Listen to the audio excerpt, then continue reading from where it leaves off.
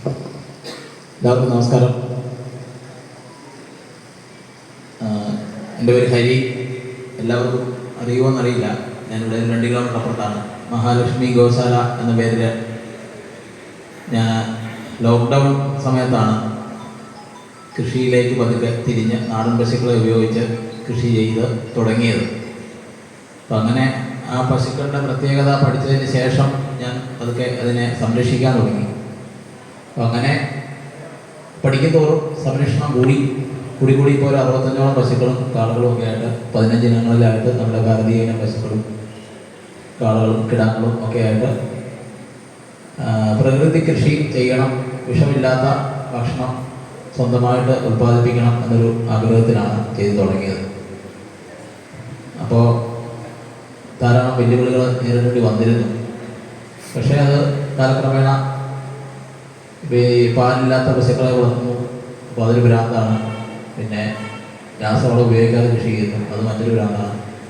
അങ്ങനെ ഒരു മുഴുവൻ ഭ്രാന്തനിലേക്ക് പോയിക്കൊണ്ടിരുന്ന സമയത്താണ് കേന്ദ്ര സർക്കാരിൻ്റെ ഒരു NMNF national mission on natural farming എന്ന് പറയുന്നൊരു പദ്ധതി വന്നത്. അപ്പോൾ അത് 75 ലക്ഷം ഹെക്ടർ സ്ഥലത്ത് നമ്മുടെ ഭാരതത്തിൽ പ്രകൃതി കൃഷി ചെയ്യണം, അതിന് കർഷകരെ പ്രാപ്തരാക്കണം, അതിന് വേണ്ട ഉപദേശങ്ങളും അവർക്ക് വേണ്ട ധനസഹായവും ഒക്കെ ആയിട്ട് കേന്ദ്ര സർക്കാർ മുമ്പോട്ട് വന്നിട്ടുണ്ട്. അപ്പോൾ അത് വിവിധ സംസ്ഥാന സർക്കാരുകളുമായിട്ട് ചേർന്നുകൊണ്ട് ഒരു 60-40 എന്നുള്ള രീതിയിലാണ് അത് ഇംപ്ലിമെൻ്റ് ചെയ്തു വരുന്നത്. അപ്പോൾ അതൊരു ബൃഹത് പദ്ധതിയാണ്. അപ്പോൾ അതിൻ്റെ ഭാഗമായിട്ട് സെലക്ഷൻ ക്രൈറ്റീരിയ ഉണ്ടായിരുന്നു. ഒരു ജില്ലയിൽ നിന്നും ഒരു ഫാർമർ മാസ്റ്റർ ട്രെയിനർ, അപ്പോൾ അവരാണ് ബാക്കിയുള്ള ഈ പ്രകൃതി കൃഷി ചെയ്യാൻ ഉദ്ദേശിക്കുന്ന കർഷകരെ ട്രെയിൻ ചെയ്ത് അവർക്ക് വേണ്ട ഗൈഡൻസ് കൊടുത്ത് അവരെ പ്രാപ്തരാക്കുക എന്നുള്ളൊരു കാര്യം ചെയ്യേണ്ടത് അവരുടെ ഉത്തരവാദിത്തമാണ്. അതുകൂടാതെ ആ ഫാർമർ മാസ്റ്റർ ട്രെയിനർക്ക് ഒരു മോഡൽ ഡെമോൺസ്ട്രേഷൻ ഫാമും ഉണ്ടാകും. അവർ അതിൽ കൂടി അതാണ് എല്ലാവരും കണ്ട് അനുകരിക്കേണ്ട ഒരു മോഡൽ പ്ലോട്ടാക്കി അതിനെ ഡെവലപ്പ് ചെയ്യണം. അപ്പോൾ അതിനകത്ത് പറഞ്ഞിരിക്കുന്ന ക്രൈറ്റീരിയ അനുസരിച്ച് 3 വർഷമെങ്കിലും പ്രകൃതി കൃഷിയിൽ ഉള്ളവരായിരിക്കണം. അതുപോലെ ഗോശാലകൾ കേന്ദ്രീകരിച്ച് ബയോ ഇൻപുട്ട് റിസോഴ്സ്, അതായത് ഈ ചെടികൾക്ക് വേണ്ട, നമുക്ക് കൃഷിക്ക് വേണ്ട ബയോ ഇൻപുട്സ് ഉണ്ടാക്കി അത് കർഷകർക്ക് വിതരണം ചെയ്യേണ്ട ഒരു ബയോ ഇൻപുട്ട് റിസോഴ്സ് സെൻറ്റർ, അതുപോലെ ഒരു ട്രെയിനിങ് സെൻറ്റർ ഒക്കെയാണ് ഉദ്ദേശിക്കുന്നത്. അപ്പോൾ അത് കേരളം സ്വീകരിച്ച രീതി ഒരല്പം എന്താ പറയുക, അതിന് വേണ്ട വിധം പഠനങ്ങൾ നടത്താതെ അതിനെ ഒരല്പം വേണ്ട സീരിയസ്നെസ്സിലെടുത്തില്ല. അപ്പോൾ അതിൻ്റെ ചില പ്രാഥമികഘട്ട പോരായ്മകൾ അതിനകത്ത് വന്നു.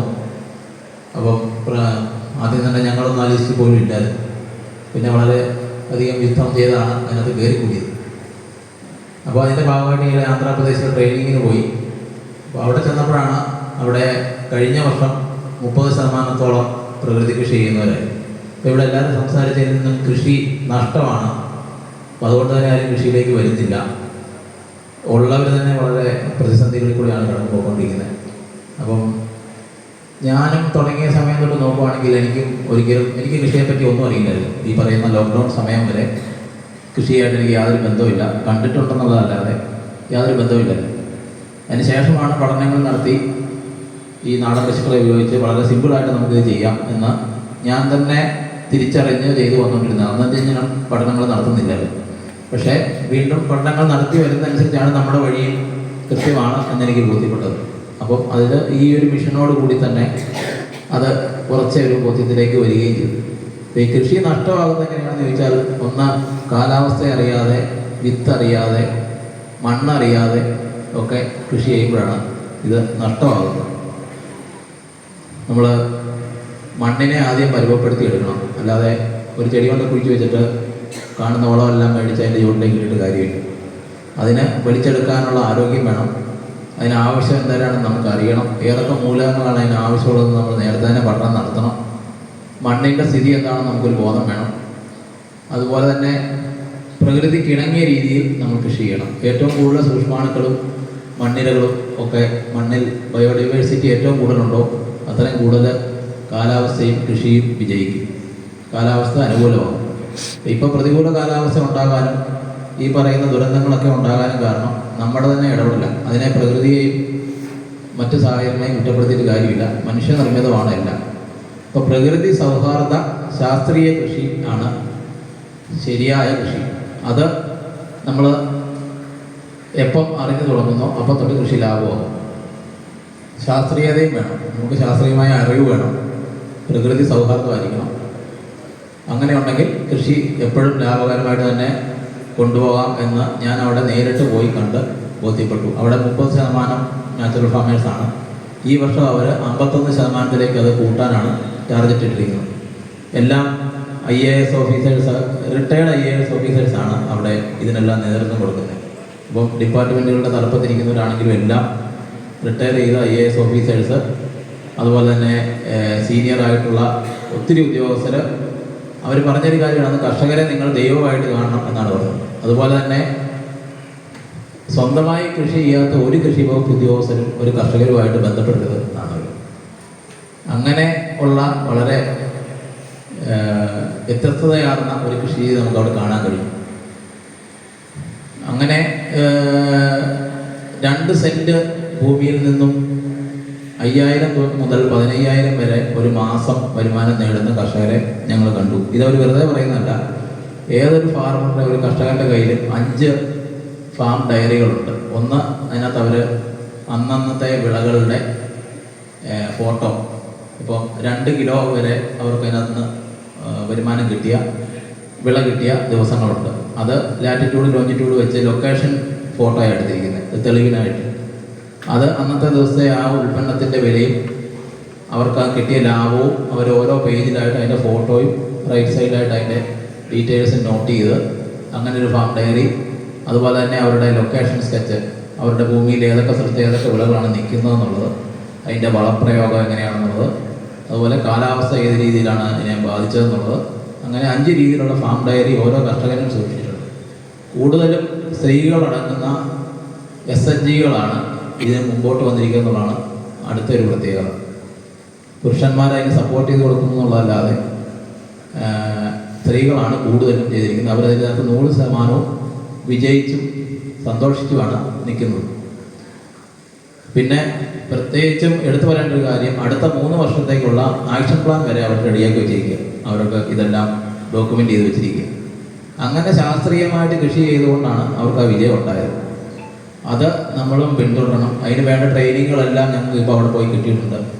അപ്പോൾ ആന്ധ്രയിൽ പോയിട്ട് വന്നതിന് ശേഷം ഇവിടെ തന്നെ ഒരു മീറ്റിംഗ് വിളിച്ച് കൂട്ടണം.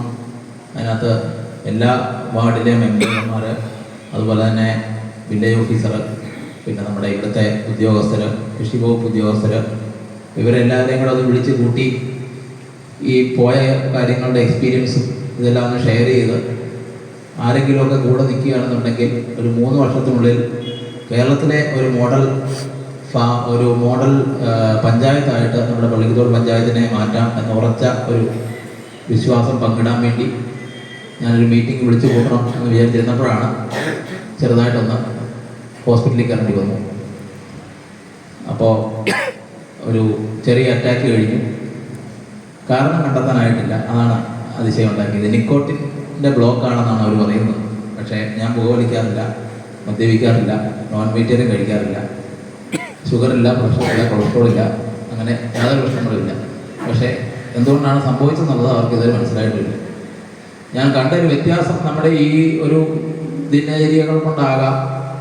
വേദന മാറിയപ്പോൾ തന്നെ ഞാൻ പഴയ ഈ ഒരു കണ്ടീഷനായി. ഇപ്പോൾ ഞാൻ എത്തിയിട്ട് 3 ദിവസമായിട്ടേ ഉള്ളൂ ഹോസ്പിറ്റലിൽ നിന്ന്.